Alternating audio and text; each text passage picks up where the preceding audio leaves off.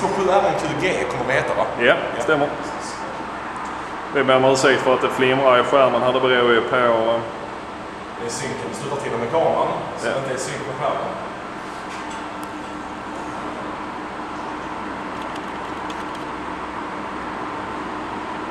Det som händer här nu är att Jakob SA7 Bertil Sigurd håller på att konfigurera gatewayen.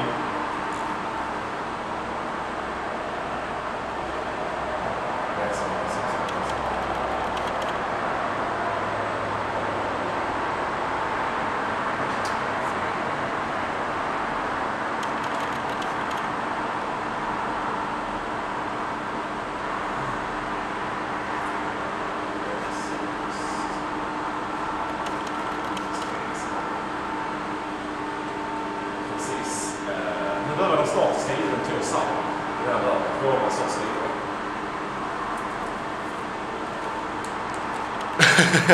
Rätt inne i filmen.